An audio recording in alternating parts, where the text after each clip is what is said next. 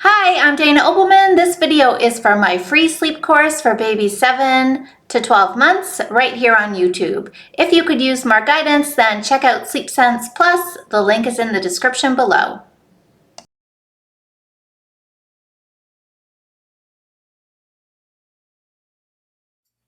Welcome back. Today I want to share with you the number one reason why your child isn't sleeping well, and that is because he or she has a sleep prop. You might have heard that word before if you've done any kind of research already into why your baby's not sleeping well. We all, us sleep experts, use the word sleep prop all over the place. So let me tell you a little bit more about what a sleep prop is and why it's problematic. I first want you to think about your own sleep. When you get yourself ready for bed every night, you probably find that you do it in the same order every single night. You have a little bedtime routine that you do. You wash your face, you brush your teeth, you get your pajamas on, and you tend to do this in the same order every night without even really thinking about it. That's your routine. That's an important piece of the process because it cues your body and brain and lets you know that sleep time is coming. We're transitioning from day into night. It's a little bit of a preparation period. Then when you climb into bed, you will most likely notice now that you have some strategies that you've collected along the way that help you make the journey into sleep easier. Most people have the same side of the bed, right? You sleep on the same side of the bed, whether you're at home or in a hotel, you've got a side. You probably have a pillow that's very special to you. Perhaps you need water on the bedside table, you need your earplugs on standby, maybe need the window open just so. All of these little things are your strategies for sleep. Without them, you're going to feel a little anxiety. And you might start telling yourself stories about how you'll never be able to sleep without them.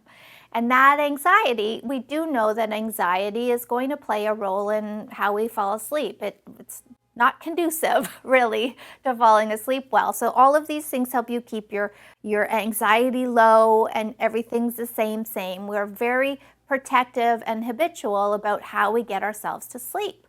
Then when we are ready for sleep to come, we tend to do a few very habitual things there too. We might start off relaxing on our backs, thinking about our day until we feel calm and ready for sleep to come. And then we usually turn into our favorite sleeping position, whatever that is, and that finishes off the job for us. On average, it takes anywhere from 5 to 20 minutes to fall asleep, and that's completely within the realm of normal. So what you do with that time is pretty important and probably very specific and routine. So what happens then for babies who don't sleep well is that they start to make this journey into sleep with all kinds of external help. That external help shows up in the form of breastfeeding to sleep, bottle feeding to sleep, sucking on a pacifier until I fall asleep, being rocked to sleep, being driven to sleep, being lulled in a swing. I mean, anything really that a child begins to think she needs in order for sleep to come. So think of sleep like a journey. A is wide awake. Over here, B, that's asleep. How do you get yourself from A to B? That's the trickiest spot. And so your baby is using something to help her get to sleep. So all of her strategies for sleep are externally based on you doing something for her or helping her with something to get into that journey. So the skills are not internalized. So then what happens in the night is we all have naturally occurring wake-ups in the night. That is completely normal for you to wake up anywhere from 2 to 5 times a night. Hopefully, it's so brief that you don't even register it. You don't have any memory of it in the morning. Those are good quality nights. And some nights maybe you do actually wake up and go to the bathroom or drink water, and those are a bit more fragmented. But a baby will have a naturally occurring wake up somewhere in the night.